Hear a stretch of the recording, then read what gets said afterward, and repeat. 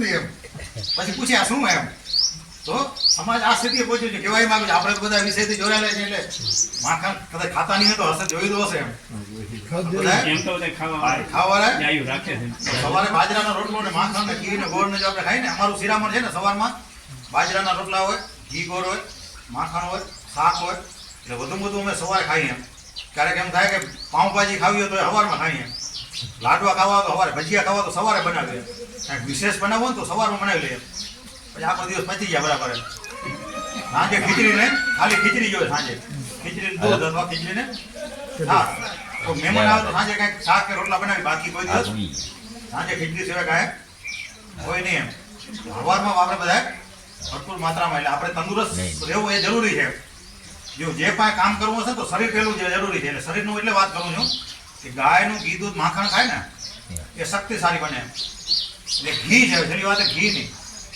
શ્રી કૃષ્ણ ભગવાનને આપણે બધા જોયા છે, એનો ફોટો કોઈ સફેદ વાળો કોઈ જોયો? કેટલા વર્ષ જીવ્યા હતા? 118 વર્ષ, 125 વર્ષ, એવું બધા અલગ અલગ કે 118 કે 25 માની. 125 વર્ષ એ જીવે, છતાં એ યુવાન હતા, યંગ હતા, બરાબર ને? એ તો સાચું. એ શું કામ રહ્યા? એના પાછળનું રહસ્ય જાણવું હોય તો ગાય સાથે રહ્યા, ગાયનું ઘી દૂધ માખણ ખાધું. આપણે જો 100 વર્ષ તંદુરસ્ત જીવન જીવવું હોય, જેમને 100 વર્ષ હોસ્પિટલે નથી જવું, એટલે શાસ્ત્રમાં કીધું છે ઘી લેણું કરીને ખાવું, કરજ કરીને ઘી પીવું. તો કેટલું ખાવું? તો દરેક વ્યક્તિએ મહિનામાં ઓછામાં ઓછું 1 કિલો અને વધીને 2 કિલો ઘી ખાવું જોઈએ. તમે કેટલું ખાતા ખબર નથી. દરેક વ્યક્તિએ મહિનામાં 1 કિલો અને વધીને 2 કિલો ઘી ખાય એટલે 100 વર્ષ હોસ્પિટલે જવું ન પડે. પછી વાત આવશે કે ઘી ખાવા ડોક્ટર ના પાડે. ડોક્ટર ખોટા નથી. ડોક્ટર જે ભણ્યા છે ગાયનું ભણ્યા જ નથી, જર્સીનું, એચએફનું, બજારના ઘીનું ભણ્યા છે. એમાં એ કોલેસ્ટ્રોલ વધારે. પણ દેશી ગાયના વલોણાનું ઘી, યાદ રાખજો, દેશી ગાય અને વલોણાનું ઘી છે એ એમાં ગુડ કોલેસ્ટ્રોલ હોય. જેમને કોલેસ્ટ્રોલ વધી ગયું છે, આપણે ઘી બેનીમાં ભરીને તૈયાર રાખીએ ને એટલે 2 ભાગમાં ઘી બટાઈ જાય. જે પૃથ્વી તત્વો હોય જે ઘન સ્વરૂપે બેસી જાય, જે તેજ તત્વો ઉપર લિક્વિડ રહે, ગમે એટલું ઠંડી આવે ઉપર થોડું ઘી લિક્વિડ રહે, તેજ તત્વો છે. જેમને કોલેસ્ટ્રોલ વધી ગયું એ ઘી ખાવાનું, એનું કોલેસ્ટ્રોલ બેલેન્સ સાથે ઘટી જશે. એ કોલેસ્ટ્રોલને અમે કેટલા એને ઘી ખવડાવીને કોલેસ્ટ્રોલ બેલેન્સ કરીએ. એટલે બાયપાસ વાળા, હાર્ટ એટેક વાળા, હૃદય નબળા વાળા બધા જ લોકોએ ઘી ખાવાનું. પણ કયું ઘી?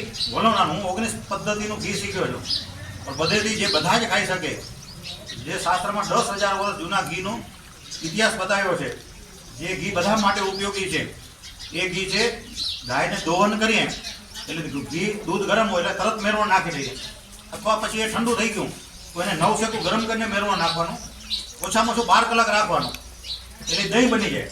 પછી એમાં જેટલું દહીં છે એટલું જ અથવા એનાથી ડબલ, એ મહત્વનું છે ખૂબ, જેટલું દહીં છે એટલું જ પાણી અથવા એનાથી ડબલ પાણી નાખી અને પછી હાથથી વલોણાથી વલવાનું. કદાચ મોટર હોય તો નીચે લાકડાનું વલોણું હોય, એની સ્પીડ ઓછી હોય, એનાથી જે વલોણી અને પછી જે માખણ બારે આવે પછી થોડું ઠંડુ પાણી, માટલાનું પાણી અથવા થોડું ઠંડુ પાણી નાખી અને માખણ બધું કાઢી લેવાનું. પછી માખણને ઠંડા પાણીથી ધોઈ અને 3 દિવસ સુધી રહેવા દેવાનું. અને ફ્રીજમાંની પણ નાખીને 3 દિવસ રહેવા દેવાનું. પછી એને ધીમે તાપે, એલ્યુમિનિયમમાં બળતણમાં નહીં, લોખંડમાં અથવા સ્ટીલમાં અથવા માટીમાં, બધેથી સેફ માટી છે, નહીં તો લોખંડ, નહીં તો સ્ટીલ, એના પાત્રમાં ધીમે આંચે ઉબાડવાનું. એટલે એ ઉગડતા છેલ્લે જે કીટું છે એ નીચે બેસી જશે અને બેસ્યા પછી એ સહેજ કથાઈ કલરનું થાય ત્યાં સુધી ઘીને ઉબાડવાનું. પછી એ જ પાત્રમાં રહેવા દેવાનું. જો ઘીને ગાળીને ગરમ પેક કરો એટલે આખો ખુંડો થઈ જશે. મેં પૃથ્વી તત્વો અને જે તેજ તત્વો બી અલગ છે ને, અલગ નહીં થાય. એટલે એકદમ સાવ નોર્મલ ઠરી જાય પછી જ ઘીને પેક કરવું. ત્યાં સુધી ઘીને એમાં રહેવા દેવાનું, પછી ગાળવાનું અને પછી પેક કરવાનું. દુનિયાનું શ્રેષ્ઠ ઘી છે એ ઘી બધા જ લોકો ખાઈ શકે, બરાબર ને?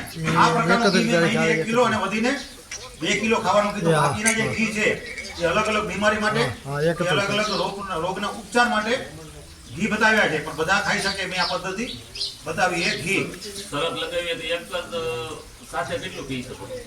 1 કિલો પી જાય, વધીને 1.5 કિલો પીવાનો એક મારો રેકોર્ડ છે. એક વાર મેં 1.5 કિલો પી જાય, 1 કિલો પી જાય એક જ વખત.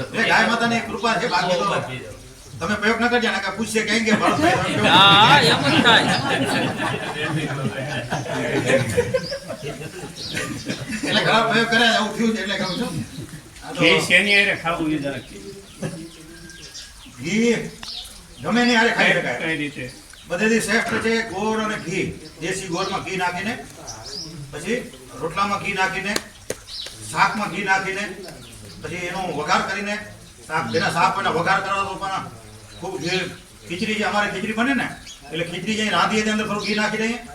પછી ચરી રહેવા આવે ને ઘી હજી બાકી રહેવા આવે ત્યારે પણ ઘી નાખીએ. પછી જઈએ એને થાળીમાં નાખીએ તો થાળીમાં ખાડો કરીને પાછું ઘી નાખીએ. ખાડા ભરવામાં ઘી કામ આવે.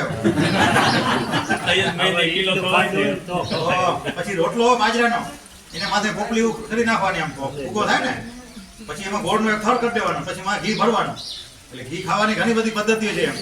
અને દૂધમાં નાખીને પણ ઘી પી શકાય અને એમ જ ભાવતું હોય તો ખાલી પણ ઘી પી શકાય પણ માપે માપે પેલે ફાર્મ કરવાનું. બરાબર ને? તો ભાવેશભાઈએ પૂછ્યું છે કેમ ખાવું એટલે જરાક ધ્યાન દેજો. એટલે ઘી 3 ટાઈમ ખાઈ શકાય એમ. ઘીને 3 ટાઈમ. અમે તો ભરપૂર ખાઈએ છીએ. હવે ઘીના 2-3 બીજા પ્રયોગ બતાવું જેને તેજા ગરમી છે. તેજા ગરમી ખબર ને એમાં દરેક લોકોએ પગના તળિયામાં ઘી લગાવી અને તાંસાની કટોરી અથવા તાંસાની થાળી ઘસવાનું બરાબર અને થોડું ઘીને માથામાં માલિશ કરવાનું. આ માથામાં તો ગમે એવી તેજા ગરમી હોય ફિટ થઈ જાય એમ. તો એ પ્રયોગ કરજો તાત્કાલિક એનું રિઝલ્ટ મળશે. કોઈને કેન્સર થયું હોય ને પછી કીમા અને બધી થેરાપી અને શેક ને દીધા હોય ને તો એનો વાર પણ ઉતરી જાય એટલી ગરમી હોય શરીરમાં. એવા લોકોએ આ 2 તો કરવાનું પણ ત્રીજું એને એક તગારું લેવાનું લોખંડનું આ સ્ટીલનું એમાં ગાયનો એક કોતરો નાખવાનો. ઉધઈના રાફડાની માટી 1 કિલો એક કરવાની પાણી નાખવાનું રબડી જેવું કરી અને કાંડા સુધી પગને એમ બોરીને 1 કલાક સુધી બેસવાનું. તો ગમે એવી શરીરની ગરમી હશે કોઈ પણ પ્રકારની ગરમી હશે એને શોષવાનું કામ એ માટી એ ગોબર અને ઘી કરશે. પછી જેને ગળાથી ઉપરની કોઈ પણ તકલીફ છે તો એને માત્ર નાકમાં નાખવાનું છે. હું રોગ બોલી જાઉં જેને કફ જામી ગયા છે, નાકમાં મસો થઈ ગયો છે, જેને ઋતુ બદલાઈને વારંવાર શીખો શરદી આવતી હોય, જેના આંખમાં બળતરા હોય, આંખમાં નંબર હોય, જેનો કાનનો પડદો તૂટી ગયો છે, કાનમાં અવાજ આવતો હોય, કાનમાં દુખાવો હોય, કાયમ માથું દુખતું હોય, આધા શીશી હોય, નાની ઉંમરમાં સફેદ વાળ થઈ ગયા હોય, જેમના વાળ ખરતા હોય, જેમને માનસિક તકલીફ હોય, જેમને યાદશક્તિ કમજોર થઈ ગઈ છે, જેમને લંકવા થઈ ગયો છે, જેમને કોઈ પણ વસ્તુથી એલર્જી છે, તો બધા જ લોકોએ રોજ રાત્રે સૂતી વખતે દેશી ગાયના વલોણાનું ઘી મેં જે બતાવ્યું ને 2 ભાગમાં ઉપરનું તેજ તત્વવાળું ઘી લેવાનું. બધા જ રોગમાં નાખવાનું કે નાકમાં કઈ રીતે મસ્તકને રાત્રે સૂતી વખતે ખાટલાની પાછળ એકદમ દારી દેવાનું.